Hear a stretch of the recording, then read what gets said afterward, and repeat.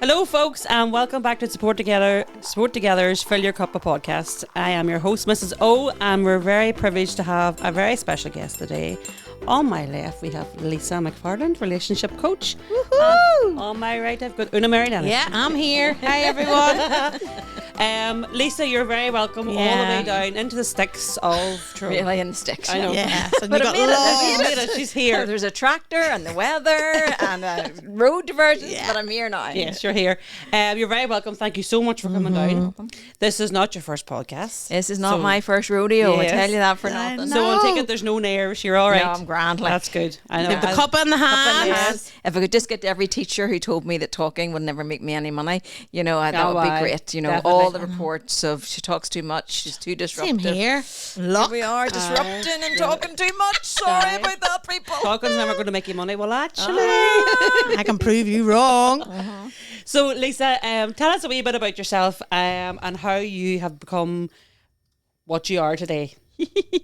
Thank you. So I am a mum and a wife and a relationship coach. Yeah. And I got into this job because of my relationship Right. Relationship with. hobby.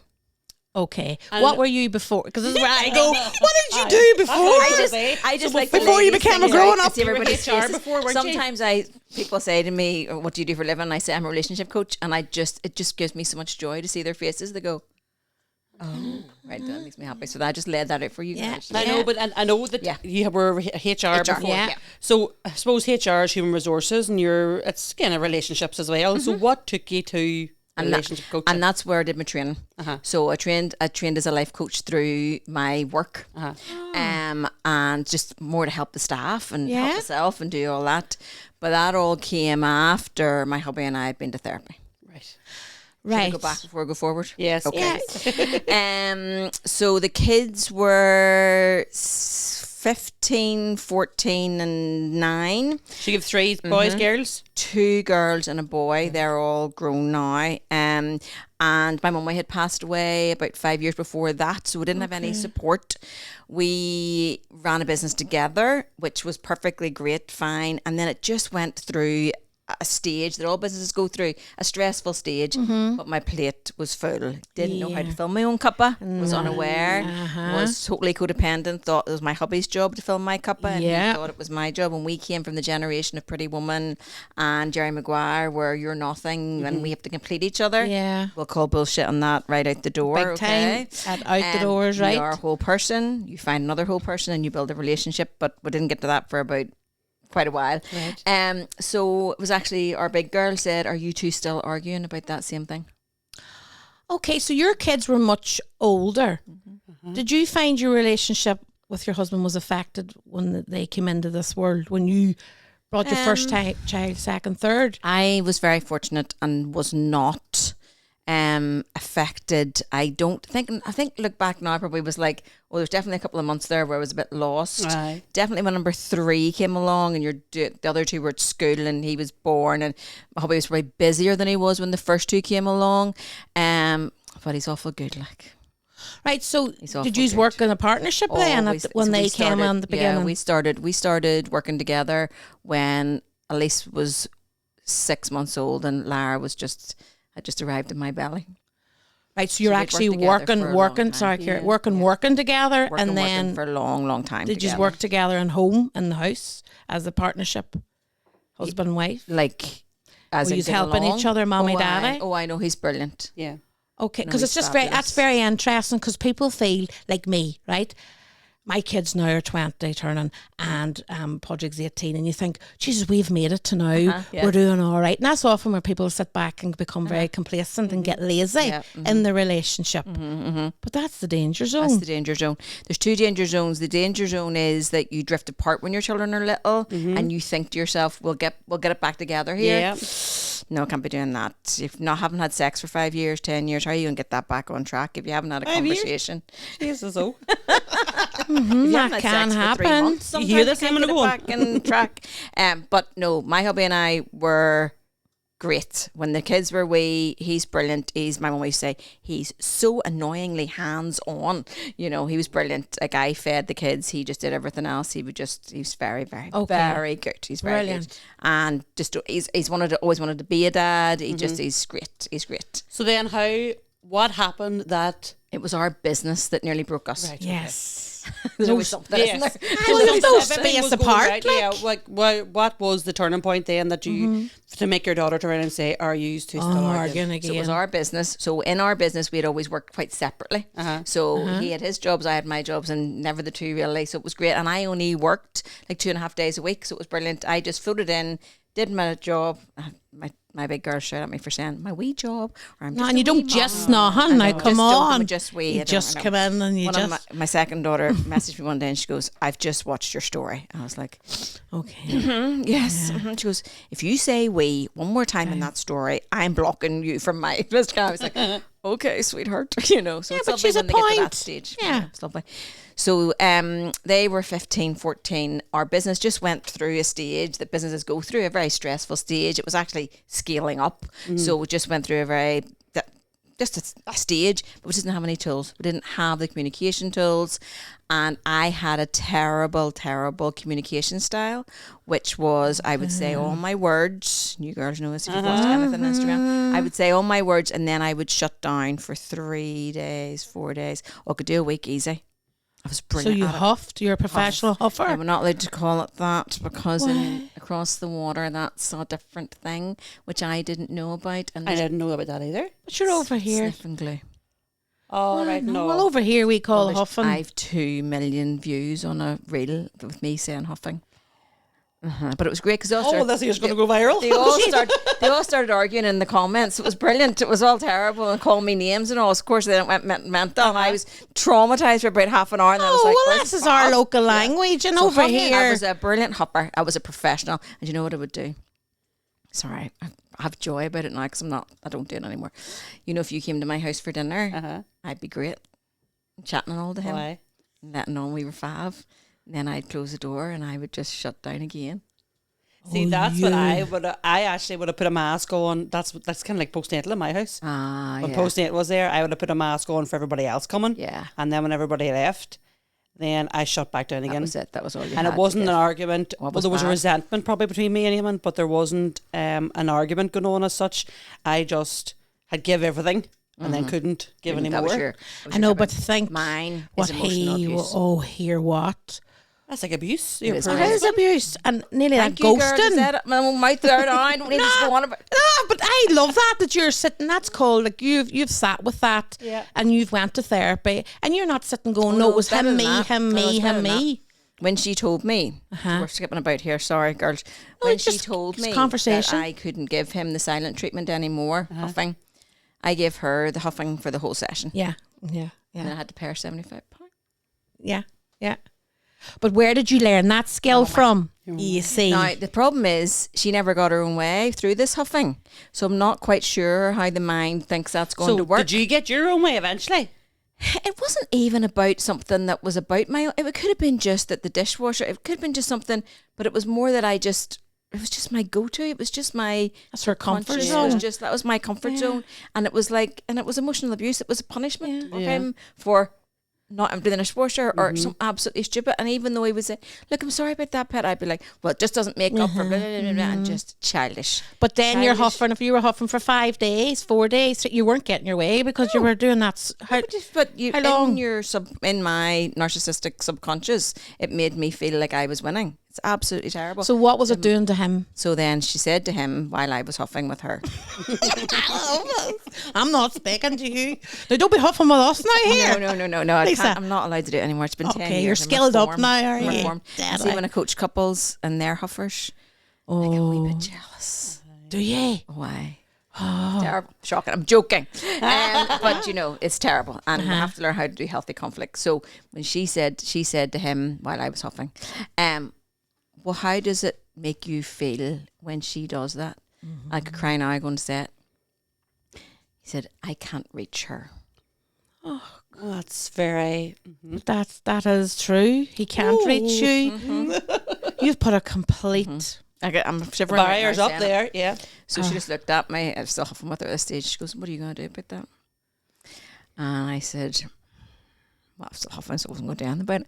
So she says, "Right, I'll see you next week." So I came back next week, and she said, "Have you any suggestions?" And I said, "Well, I was thinking, because I was still being very childish, I was like, I could maybe give him a hug instead of huffing." And she said, "Right, you're on. The hug it is." So as the universe would have it, within about 48 hours, I had a reason to huff again for some bizarre reason. Okay. Some reason of a child said something or he said something. Totally ridiculous things. Like, didn't put the dog out, didn't let the dog. It was stupidest things, And I looked at him and he was probably over there at that window, and I said, "I'm going to have to walk over this floor and give him a hug." He was aware of what was happening because I was like this here. Oh, yeah. Well, I thought my skin was going to fall off. Yeah. That was very, I very thought uncomfortable. My skin was going to fall off. Now, if 2 stone hadn't have fallen off, girls, I wouldn't have crammed my eyes out. No. But my skin didn't fall off. I walked over. He knew the signals. I said, I give him, leaned in. He hugged me, and like you've seen him the size of him. Yes. Me 5'2", him 6'2", and he says, "Sweetheart, we're going to figure this out." Yeah. And that was Work it. together. Never huffed again. That was 10 years ago. So you learned a whole new pathway, Yeah. a whole new, I suppose, healthy newer way path, of trying to, which is not easy. So fair bloody play to you. It's not easy. We've all turned to huffing. And you understand that I took him to therapy for her to fix him. Yeah, of Why? course you did. Because you're Oh, pure I totally get that. I scundered. totally get that. He's not doing or behaving the way I He would want him just to behave be. the way- then I wouldn't I'd be have all to right. Aye. Exactly. Sure, Like, he's the problem. I'm glad we're in this group together, girls. I don't But know we're all, how we haven't met each other listen, before. we all come from a place of being scundered. Yeah. I mean, do we not? And then we act like, I remember huffing as a young girl in a playground or something, So, and that's sometimes where you only were seen. That's how you became seen. By doing that, and I don't mean huffing what you say to say over in England now. Make that bloody clear. No. I remember huffing at home on the sofa, and if you didn't get a good enough reaction, you were Actually, and if still Making enough and did it louder. stomping about. And my children would do banging that, stuff. and I was sitting thinking, well, I remember being that child doing that in the corner and not getting a reaction and having to go louder. It's also, I don't know. If it's anyway, so he had stuff to work on too. His was a bit simpler than mine. He had stuff to work on too. Just normal. I hate to be really generic here, but just normal guy stuff about actually saying your words. When you're not feeling great, actually telling me you're not feeling great. Communicating. Not just going out to the garage and working away all night. But they were. Then on the other big chunk that we had to work on was that we were codependent. Totally codependent.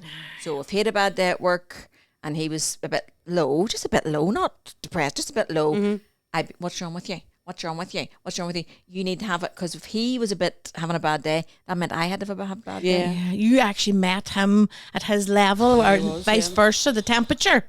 The temperature. Which that doesn't help He would have anyone. relied on me to be the up one. It was just not healthy. That's happened to my house too. There's no yeah. badness, and it was not healthy. No. As again, we've known each other since we were youngsters. Been together since we were 18. So when she said to us both, "No." This was after we got over the huffing part, because she thought that was the first thing we had to address. Ridiculous. I dare. Professional women. Anyway, we dealt with that. Yeah. Yeah. The hugging. She goes, "Now, how do you fill your own cups?" And him and me just looked at each other and went, He fills mine, and he fills mine. And I were like, I depend on him. he wants an answer here. Like she's expecting us to say something here. And we just went, "And what would that mean exactly?" "Well, how do you feel good?" And we went, and her face just went, "Oh dear God." Right. It was just like she peeled a layer, and then she didn't peel another layer, she peeled another layer. I feel like you're back at school again, been asked a question and then you don't know how to answer. So did you? That was 10 years ago. Right. And like, if you think about Ireland 10 years ago, Oh no.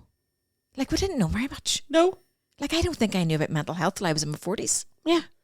Honestly. I'm with you there. Totally. Like, when we had our youngsters, I just No. didn't know Your the youngsters, words. your youngsters weren't really My- youngsters there at that stage. My kids are 24, 23 and 18 now. So I had a lease in 2001. We didn't talk about postnatal depression or No. how this is going to affect your relationship. or- Emotions were totally put aside, allowed, then eventually you become it became a heavy weight on you, but you hadn't the words to know what the hell's wrong with me.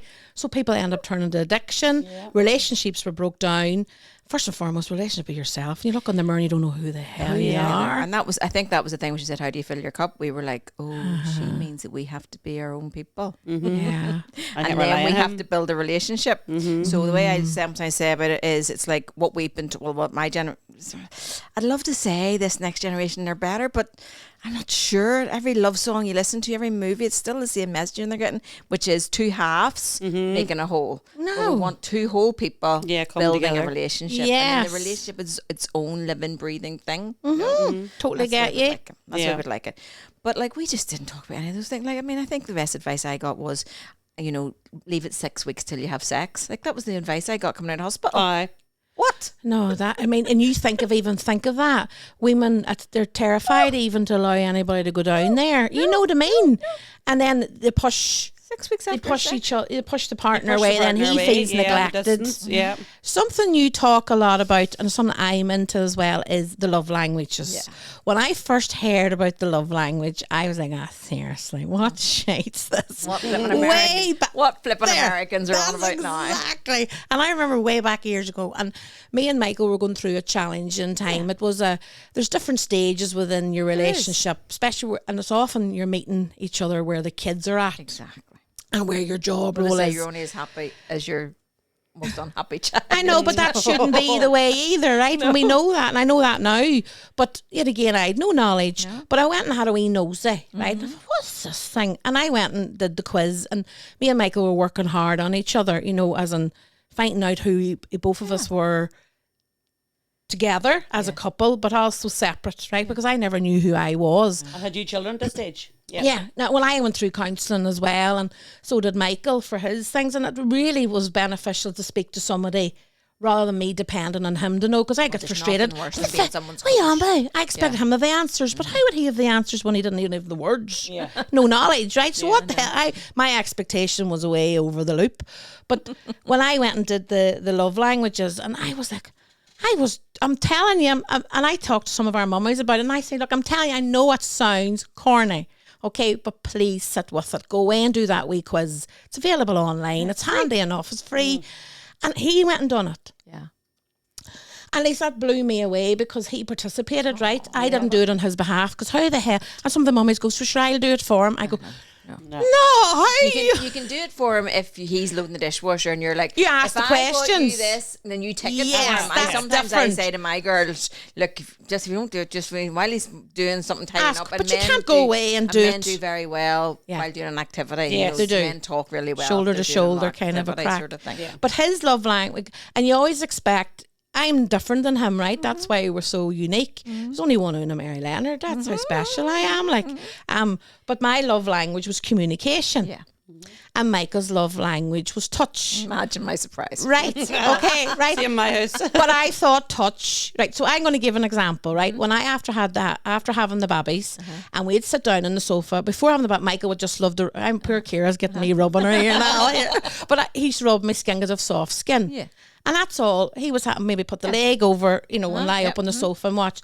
Straight away, when he started rubbing my skin, I thought, he wants fucking sex. Yeah, and you're touched out from the babies as well. Touched out by the universe, everything. Like, just touched out. And I would go, is that the phone? Or somebody at the door? Or is that the Wayne crying? I made excuses. Sore head. No, I never used sore head. I always had to get up and out. Wee man. Then, no, but you're so right. But what happened was, then I started getting agitated.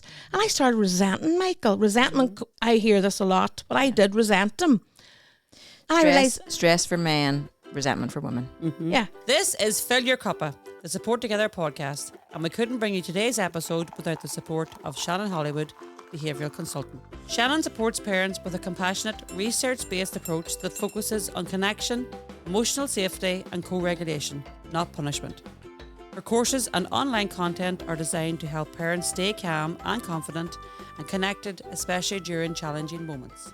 And remember to follow Shannon on all her socials. But you know what was happening? My love language is communication. We and him used to chat. He'd let me slabber. I love talking, by the way. You all know that. I never would have guessed that at all. So I didn't get a chance just to slabber about me day. Chatting about this and all. And I look at him and he looks at me, and the two of us are falling apart. when I sat and spoke to him about the love language, and I says, Michael, why do you want to touch my arm? I said, because it freaks me out, because you go, and I just want to be close to you. It's a bit like Nige saying, I can't reach her. Yeah, can't reach her. That's it. Yeah. Well, it's that totally. And I go back to that. I go back to that often when I think me and Michael are kind of going apart. What has happened? We haven't had a conversation. So I'm going to huff and I'm not speaking, or he hasn't got touch and he's feeling neglected. Both of us are feeling neglected. But you understand, I suppose, for our mummies too, that by him wanting to touch, that wasn't him wanting to jump to you and get into bed. Aye. He just wanted to be close to you. But I think for us, and I know especially for me, and I suppose for the mummies, when you're that touched out and you're exhausted, you might not sleep. They're climbing all over you in there. And the last thing you want, not the man, not the babies. the last thing you want is to have to perform whatever you have to perform. And even when the kids are bigger, even they're teenagers, and you're emotionally supporting them at 10 o'clock at night, and then you're getting you're getting touched off, and you're like, oh my dear God, I have just stopped World War 5011 over here. I literally should be in the UN, and you want what now? And maybe it's us just want to like give you a wee pat in the arm. You're like, good. Oh no, no. I mean, these are things we talk about. I mean, and the shame and guilt for us was just massive about when you, like 10 years ago, more than that now, when you went to talk to somebody, I mean, you were getting divorced. That was the only reason you went to talk to somebody. If you were filing for divorce or trying to not, you wouldn't have gone to somebody just to get some tips and tools, bit like for help, just for help. But when you that's seek, really changed. Yeah, but what you done was that time that has to be admired, Lisa, because that wasn't done often away back. As soon as I walked in, seriously, you love each other to work hard for that love. In, he said to the girl, poor girl, he said, "Dear, now, we love each other. We love each other. We are, and my hubby's not. I'm the talker. He's not. We love each other. We are just lost in the weeds here. Yeah. And I don't want to hear about blah blah blah. I just want this fixed right now. And she met him where he was. He wanted coaching. Yeah. She was a therapist. He wanted coaching, and guys love a bit of coaching. They do. They do not want to hear. They understand coaching. Uncle so and so didn't hug them enough for giving them, or what somebody got pocket money and they didn't get pocket. They don't want to hear. They want more sex today. And they want to be able to communicate with their partner. Yeah. That is it. That is it. Exactly. And they want it. Men like to fix things. That's why sometimes we get into arguments when we're trying to blether onto them, and they're like, "Do you know what you should do?" And you're like, I would say, lend me your ears and your shoulders. That's all I want. Very good. I say that to him, and we used to do verbal tennis. We were professional verbal tennis players. I am not into freaking any physical activity, but I was very physical with my tongue, and I would go to him, "But you didn't," and he'd go, "But you did," and do you remember that? And we were pick, and we then started when we were trying to explore each other a bit more, and because we loved each other, explore each other a bit more. But no, I don't know, but I mean our minds, okay. And I would. What do you think a woman's biggest sex organ is? Their mind. Yeah, when a man, when he speaks to me, and that's of course. You've got me on this. Well, we did the verbal tennis. Verbal tennis. So we called it verbal diarrhea sometimes, but verbal tennis. And now we would go, he would say, drop the racket down, drop it. And I would either call it, you drop it. And we'd both go, oh, here. Yeah, brilliant. Game over. That's getting nobody anywhere. Resentment. And let me tell you what that's conflict of some sort, is it? It is conflict, but it's what happens is once the nervous system gets a little bit activated, we go to what we call the adapted child. Okay. Yes. So we come out of the frontal lobe and we go back to the adapted child, and the adapted child is that 12-year-old who basically kept you alive. Yeah. With your mad parents. Yeah, that's true. It's that 12-year-old that, and the problem with that adapted child, think about her or him being like 12 and, Mama, I'm sorry I'm late. I'm sorry I'm late, Mum. Oh, it doesn't matter. You're getting grounded anyway. That's where that adapted child speaks from, and that's where that tennis comes. I have to prove myself. Exactly. That adapted child is never going to say, that's a good point. That adapted child is never going to say, I see where you're coming from there. That's never going to happen. But you get in the frontal lobe, you regulate your nervous system. Yep. We all need to know how to regulate our nervous system, and I'm sure you girls talk about that all the time. We get regulate our nervous system, and that might mean we have to say to our person, I need 10 minutes. Yeah. Hold on. I'm getting dysregulated here. I'm going to say something stupid. Hold on a second. my utility room is like a flipping vortex Oh, for every yes. emotion under the sun, you know, Or the standing toilet. there and you do your box breathing, or you do your counting back and forward, and you do Or you go, you're fuck. yeah, and all that first. Way Smell the flowers, and blow out the candles. Yep. So it's like the volcano, you know, so the lava is what you're going to spit on your person. But we want to get under that lava. So let's not do the lava thing. Let's get into the volcano. What's going on for me? For me personally, if undermined comes up for me, it's a really huge childhood wound, you know. So my daddy would have been very undermining. Oh, what does she think she's doing now? Or, oh, that'll never work. And just like every parent in this island, you know. So my daddy would have been very undermining. So if something happens and I feel wounded or triggered and I'm like, I don't actually think he means to undermine me, but it's landing like that. Yeah. It might be actually he's trying to give me a bit of advice, but it's landing with me like he's undermining me. So we go back and we say, look, that landed with me as undermining. Can you say it again to me? Or Can you explain it a bit more? What I heard was, you know, or What I heard. What I heard what was- you said. yeah, or sometimes we'll say things like, sometimes he'll say something and I'll say, now look, if that landed with you like that, I'm sorry. What I intended was... Because what we say and the way it lands, there seems to be a flipping giant Completely. causeway between the two. Massively. Ah. You know? Or gust of wind. Exactly. It's like, okay, hold on, hold on. How did that land with you? Well, that just landed like you were telling me off. I'm like, okay, I did not intend that to land like that. Hold on, let me try again. You know, that's frontal lobe stuff. That's not adapted child stuff. I know, but why does none of this be taught or learned? I'm sitting here thinking that I know the undermining that there. For me, it's like taken for granted is something. Yeah, that's And propping up with you the minute. Because we did emotional coding, and taken for granted come up with me all the time. Undermining, but taken for granted, and I'm sitting thinking, right, so I'm going through a conversation of even how do I. Like, for me, or for all of us, right, it always goes back to the child, like your 12-year-old, right? But I have a 12-year-old. So how do I help that 12-year-old moving forward to not have to be, for that not to happen? Maybe not to happen, but to kind of ease it, that it's not as... Or get the words for it. I'll tell you what we did with ours, and Okay. hope it's worked a wee bit. We'll have to have them on to see, but Yeah. so far so good. When ours were teenagers, we just always said, tell us and we'll figure it out. Yeah. Tell us and we'll figure it out. Once you get into teenage, now saying that, I've taken phones off taken phones off them right and regular, and I stood one night and took car keys off one because they were late home. You know, there's boundaries. Yes. There's boundaries. But see, if you do something stupid, you tell mummy and daddy, Yeah. and we'll figure this out. Yeah. Yeah. Together. Imagine if you'd been raised like that. Yeah. Because you have a In my safe house- haven, you feel cocooned, you have somewhere to come back to. My daddy was a minister Oh, outside Belfast. I'd say bless you.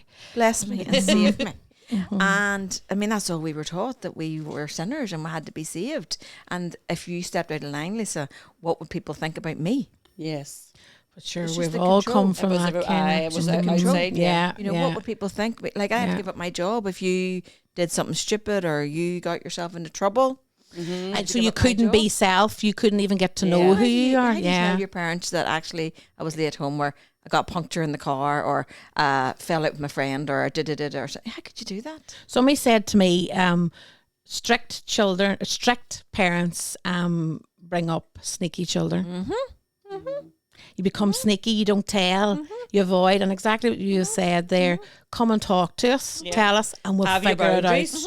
Clear boundaries, You're but the late. boundaries are there to keep them safe. If you're late, if you're disrespectful, if you cheek back, we'll talk Yeah. about it all day long, but not if you're no slamming doors, no all that sort of stuff. 'Cause you have can't be control of that as a disrespectful to person. your brothers and sisters, Yeah, blah, blah, blah. yeah. But after that, if you kick a football through somebody's window, come and tell us, and we will figure it out. Yeah. We will go, we'll say sorry, we'll offer, if you do something stupid, if you are late because your friend vomited in the car and you weren't really meant to be picking her up after a night out, just tell us. Yeah. And we'll sort it out. We'll look at it. Yeah. Like you've shared a wee bit about yourself that you did the huffing, but you also went away and did a bit of work in it. So that's where Tons you of are now. You and your husband's built in that relationship. You imagine a mummy listening, and now we often get this when we're talking to a mummy and we say, "Did you ever look at it this way? Or what do you think of that?" And she go, "But why should I do that? Why does it have to always be me?" The mummy ends up feeling that everything is having to come from her because she feels she's rearing another child. Yes, that's what I. What advice would you be given What do you think, Lisa, advice that we could be giving, or any of our listeners, how they could be picking up from that? What? Well, I just think we've been sold a dream that these men are meant to save us, when actually it's the women who do all the heavy lifting. Sorry. The work we have It's what emotional. is it? You asked for a knight in shining armour and you got an idiot in tinfoil. I was actually coaching a girl one day. Yeah. And you have to look at what you like, what movies you like. That's a good joke. That's definitely a clip right there. Not my husband now. Two things. One, we have to look at what we read and watched when we were babies. Okay. The D word, I can't say it because they might sue me someday. Have a lot to answer for. Apart from Moana, they have a lot to answer for. I've never even watched it. It's good. Frozen's not bad. Everything else, all the ones, Cinderella, all those Beauty and the Beast. Let's talk about Beauty and the Beast for a second. Yeah. That's actually a program that I don't think I've ever watched. Yeah, I from start to have. finish. Oh. Yeah. Well, she falls in love with her kidnapper is really Right, what happens. Now, when I watched the new one, the non-animated one, I was still more attracted to the beast than the prince. What is wrong with me? Was it based on nice personality? Yeah. Was there something big there? I'm sitting here looking at you and I think you actually look like Moana, like the long dark hair. the big brown eyes. Beautiful, absolutely. But yeah, I was more attracted to the beast than the prince. What is wrong with us? It's You go for the childhood baddie. programming. Childhood programming. Yeah. And and we fall in love with aloof men. We fall in love with these distant men who are not. You don't share their emotions because they were meant to ride Come in and on their save horse us. Aye. and come and save us. Save us from what? No. From The ourselves. only person can save you is you, It's isn't absolutely it? I was coaching a girl one time when we were going through this whole thing, and she just stopped speaking. And I was like, "Oh, I've lost her now. Oh I've pushed her over her capacity now." Uh-huh. And she goes, "He was actually on a horse when I met him." Well, the two of us laughed. Roared and laughed. Roared. The two of us Oh, roared. clanker. Roar. I was like, "Are you actually?" She goes, "No." And you could just say it all like it was like Connect Four. Yeah. But why isn't he not more emotionally intelligent? And why doesn't he say all his words? And I'm like, because you fell in love with an aloof character who rode in literally on a horse. Oh, seriously, Lisa. Isn't that mad? Isn't that mad? So what do we know about women? Excuse me. We have 80,000 thoughts a day. Men have something like, don't quote me on this, something like 7,000 thoughts, okay? What I say to my women is, our words seem to be here at the front and just pour out our mouths. Yes. Sometimes with our gentlemen, now this is not just generally, sometimes with our gentlemen, the words are stored slightly further back. And there's a few car crashes to get through before we can get it out. But do we give them time? No. Do we say, here's my tennis ball over, now I'm just going to wait here? Aye. No. Sometimes I say to my ladies, the biggest gift you could give your partner is noticing when they're at capacity. I'm going to cough. Proper coughing. I'll just join in so that... No, you know who I am. And that's what happens with me when something interesting actually. Your wee throat chakra's kicking off. Yeah. There, sweetheart. Uh-huh. Oh, it does, and I'm really into me. Shoot. That's right. Yeah. I'm just looking at me, thinking, visualising my husband sitting thinking, you're at capacity quite quickly. Yeah. All the time. But what happens don't is give when them we see them time. at capacity, then what we do is we lift the whole kitchen sink and throw it over them. We do, and that's not right. It's not no, right. They have to regulate. They need not right. time.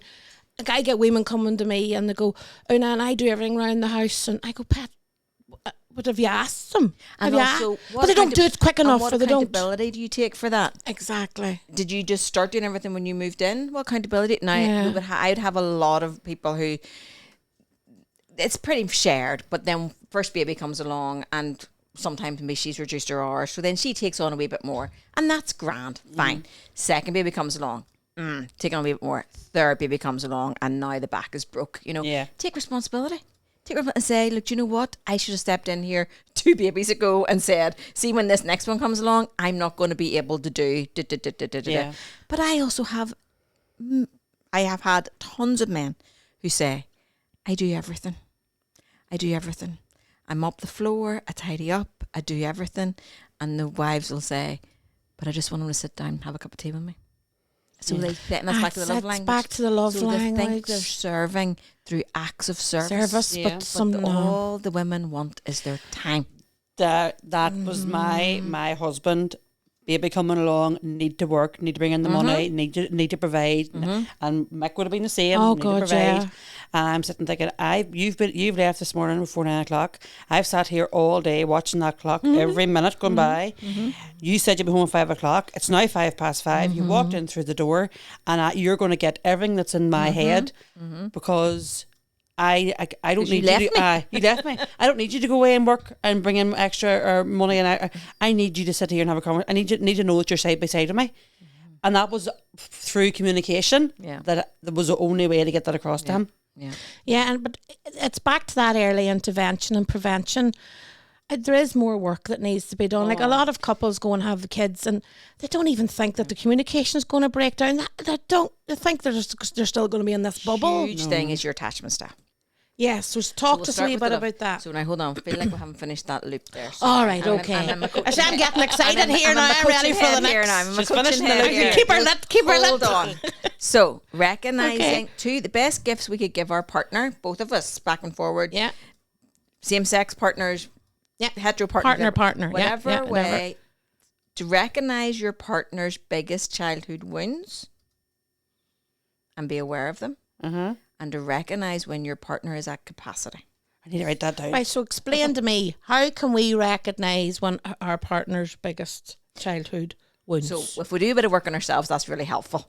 Okay. And we can tell our partner. Yeah. So for me, being undermined. So sometimes if I just look at the big lad and he'll say, sweetheart, I don't mean to undermine you in any way. You do really well. I'm just wondering if that wee part could have been, if I'm talking about the business or something, or I'm saying, look at that reel, or check the spelling on that or whatever. And sometimes he'll be like, oh no, that needs a comma and that needs it. And I'll just look at him like, and he'll be like, it's really good, babe. It's really good. I love what you're trying to get across.